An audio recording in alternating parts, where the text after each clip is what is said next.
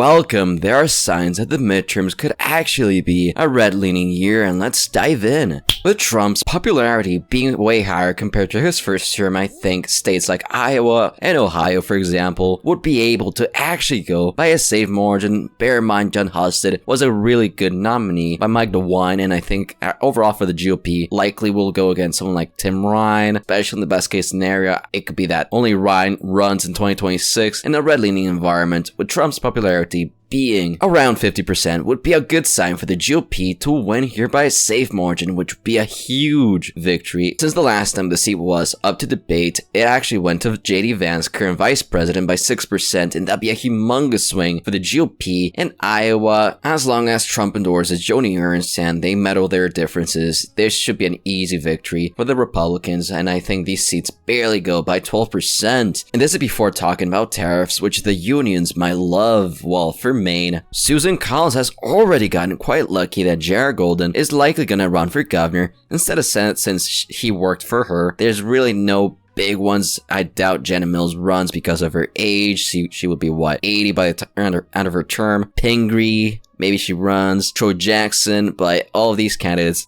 are not that good. And if 2026 turns out to be a reverse 2022, maybe even a red-leaning year, I could see Susan Collins easily winning by a likely margin. Extremely similar to when she ran for re-election back in 2020, beating Gideon by 8.6%. If Trump is doing good, economy even greater, I could see Susan Collins winning here by 6.5 to 8.5% to the next one in New Jersey. So New Jersey and potential 2020 candidate Cory Booker has already filled paperwork. The main issue in New Jersey for Democrats is not the candidates or Booker himself, but the potential of New Jersey trending to the right, as Harris only won here by 5.9%, and she crumbled with a Latino and minority vote in New Jersey. Even though there's no candidates for the GOP here, Cory Booker will likely struggle more than he did back in 2020 with Democrats in disarray and their weak leadership at the moment. Booker could be not in a lot of trouble, but perhaps we could see the first signs of the New Jersey Democrat Party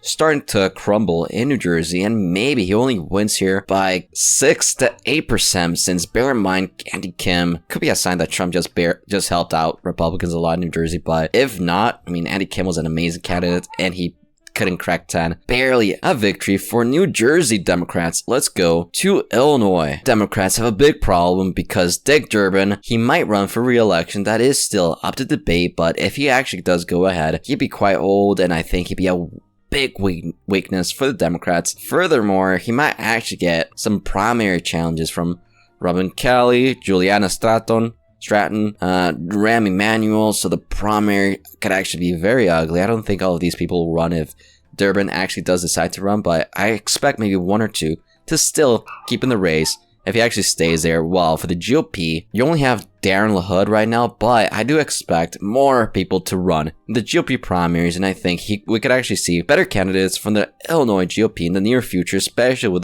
the state perhaps trending red as seen by Harris's low margin and the fact that Dick Durbin, the last time he ran for Senate in his re-election bid, he only won by 16%. Anyway, Dick Durbin could be seen as an elitist Democrat who is older, grabbing onto power for too long, and if the GOP nominates a good candidate, I could actually see Illinois maybe even dropping down to lean D. Still though, the margins are not there, and Trump's popularity might help, especially with the unions. The tariffs and the economy could really be a dark horse factor for the GOP to do good in 2026, but still I think Illinois will go by a likely margin with Dick Durbin of 5 to 7% in this scenario. And now for the lean states actually, so for the first one that can maybe be a likely state, let's go with North Carolina. So North Carolina, Tom Tillis, he is quite good at the moment because the Democrats, they've been begging Roy Cooper to run, but instead he's got a job at Harvard. There isn't any signs yet that he's gonna run, and that will be a big problem for Democrats. Only person that is expressing that he might run is Willie Nickel,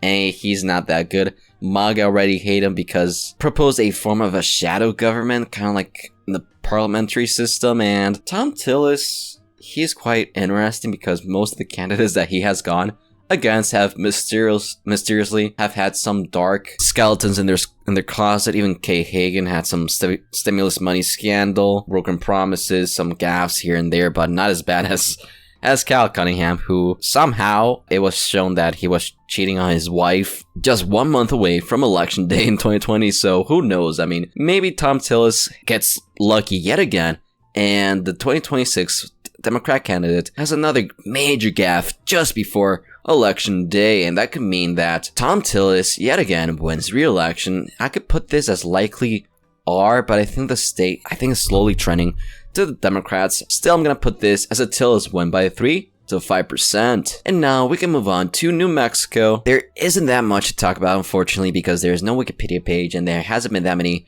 groundbreaking news, but we have Ben Ray Lujan, who's probably going to run for re-election. And last time he won here in 2020, he only won here by 6%. He might have some incumbency, but if Trump is able to do quite well at lowering grocery prices, egg prices, and perhaps appealing to the Latino demographics in the near future with the economy, this could maybe make it so that the GOP does quite better, and still they would need a decent candidate. I don't know who that candidate could be. Let me know in the comments below who could be the 2026 GOP candidate for New Mexico Senate, but maybe perhaps in the best case scenario for the GOP, I could see New Mexico only going for Lujan and the Democrats here by 3 to 5%.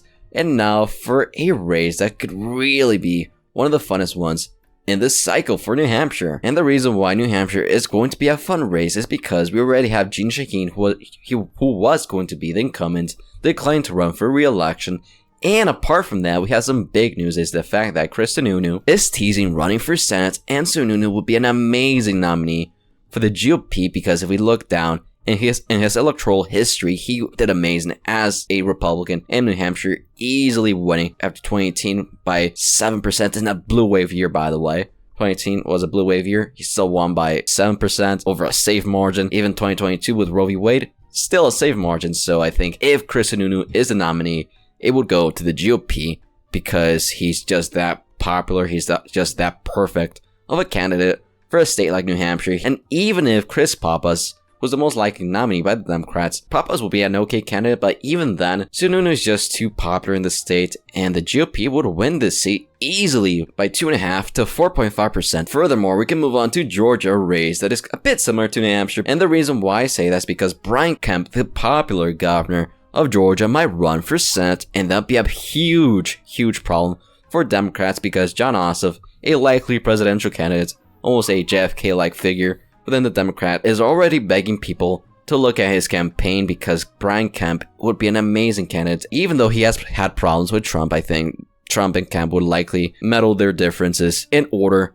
to flip this former GOP seat in 2026, because I mean, look at that, those margins were crazy. And Kemp, if he runs, this seat will easily go to him. Republicans wouldn't even have to worry about a runoff because Kemp would win by over 50%, and I think he would probably win by 1 to 3%, especially in this red-leaning year. And now for Minnesota, this reliable state for Democrats, there is a shot that it could go for the GOP, because Tina Smith, who won here by 5%, is actually retiring just after 1 term. Kudos to her, by the way. But the issue for the Republicans here, and why I don't have this going to them, is because there isn't really an S-tier candidate. You have Royce White, who, yeah, MAGA might like a lot, but he's a terrible candidate, electorally speaking. Adam Schwarze maybe could do well. Julia Coleman actually would be a decent nominee, because she's the daughter-in-law of Norm Coleman, which, as many of you know, he was a senator here in, Minnesota, and barely lost in the 2008 Minnesota election by, that close of a margin. And Coleman running for Minnesota would be a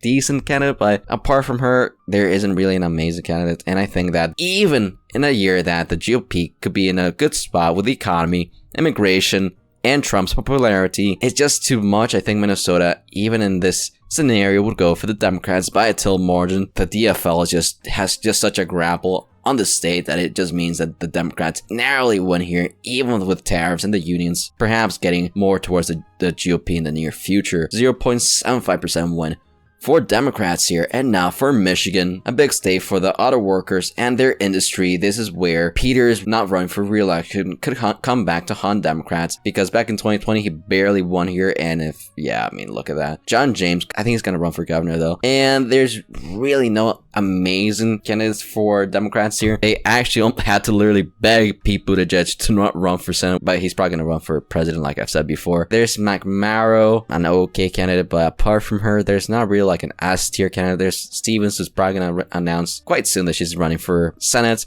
Talib, yeah, she might run for Senate as well, and that could be a big problem for the Democrats. Well, the GOP have Mike Rogers, who would immediately get the endorsement from Trump, who's going to announce that he's probably going to run for Senate quite soon. You also got Mike Cox, but I don't think Mike Cox will run. Toss up, and I think that's a fair race. I think that with the tariffs, if they do come out and work out by the 2026 midterms, the Democrats could actually be caught far back, and I think the unions would love to see the tariffs actually work. And if Trump's still popular and if Democrats nominate a bad candidate, I could see this race perhaps going to the GOP barely. It just really will depend on how economy, the tariffs, and Trump popularity is. But if all those three variables are for the GOP, I do expect them to win here. It'd be very close, but it could maybe make it so that these three swing states actually become part of the red wall, which used to be the blue wall. But anyway, 0.5% win in Michigan. And now for the state that I know is gonna race is sticking out like a sore thumb is Virginia. The reason why I have Virginia